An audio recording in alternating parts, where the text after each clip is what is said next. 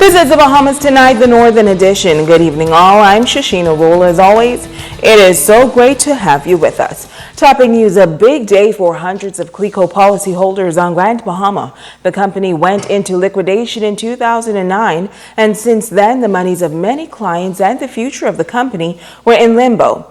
Now, after years of uncertainty, the payout process began today. Joan Davis Roll was there. A big day for CLECO policyholders here on Grand Bahama as the payouts move to this northern island. When I call a number, she'll come to the desk. When she's ready for the next person, then I call another number.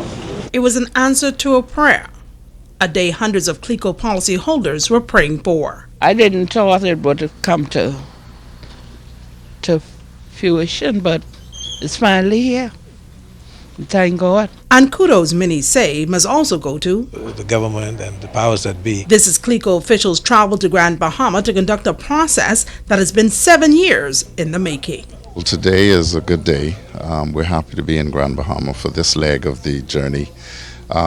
Today, claimants will come to collect checks for those who may have surrendered their policy, balances owed on death claims, medical claims, pensions and endowments that may have become due since the liquidation time.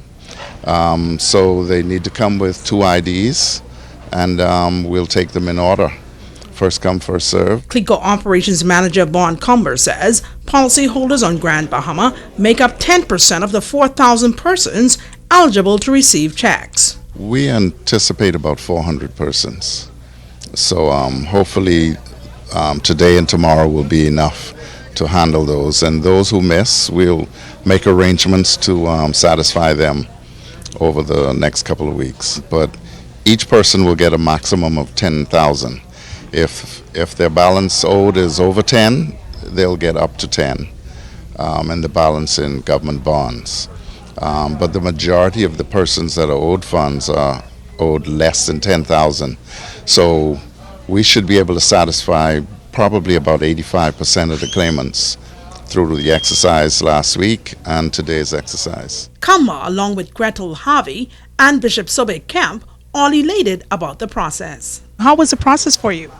It was pretty smooth. I think they were well organized. Everything was nice and calm. Nobody's tempers rising in any way. Everybody's mannerly and civil towards each other, and the staff is very professional. And we give God praise and thanks for that. I was here from about 7:45, and the process was a bit long because you had a lot of papers to sign before you can get the check.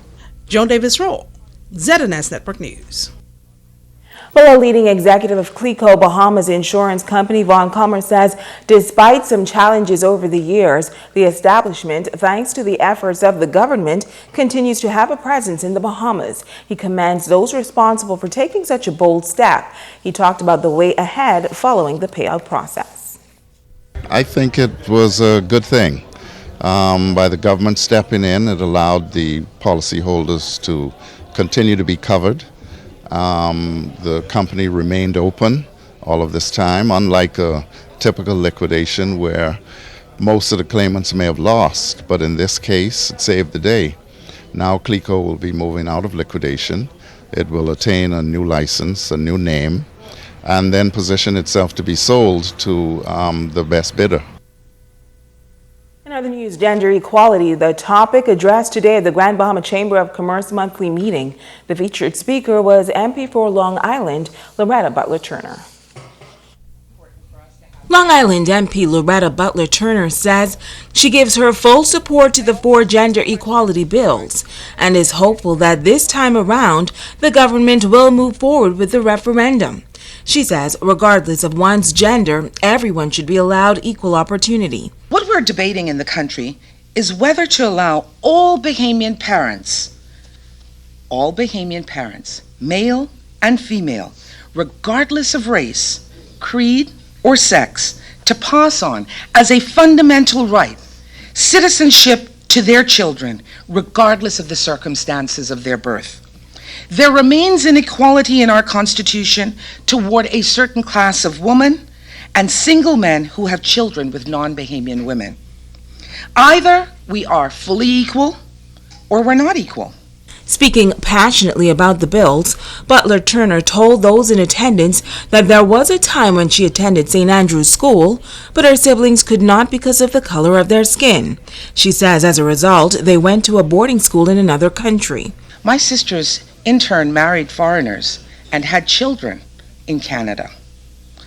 My siblings are Bahamians through and through. Their children are Canadians that are very productive, that can only come to the Bahamas with a tourist visa. They are not Bahamians.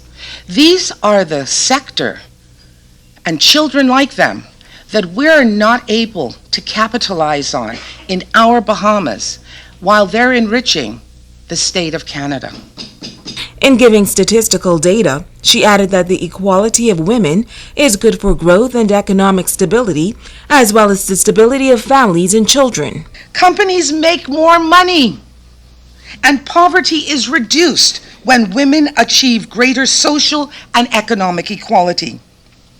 Former Prime Minister Hubert Ingraham famously and repeatedly stated that with women making up approximately half of our population, that he was not prepared to dismiss half of our talent in our country.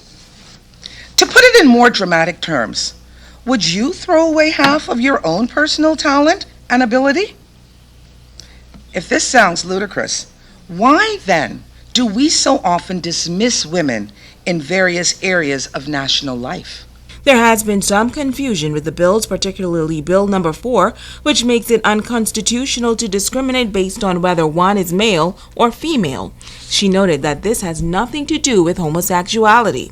The Long Island MP also quashed the misperception that those who marry a foreign spouse will automatically receive citizenship. There's never been an automatic transfer of citizenship to any person who has become naturalized. It goes through the process no matter what. So that if you got married today, no, tomorrow your husband will not be a Bahamian. That is why we implemented the spousal permit, and those individuals will have the opportunity to work and be gainfully employed in the Bahamas, and after the process they will be able to apply for citizenship, and if they meet the criteria as stipulated by the Department of Immigration, they may or they may not be granted citizenship. In news from the crime beat, police are reporting that wanted suspect Tavares Beckford is now in custody. Beckford turned himself into Central Station yesterday. A wanted bulletin seeking his whereabouts was issued exactly 1 week ago. Police say Beckford was wanted for questioning on the charge of murder. Stay with us, there's more news right after this.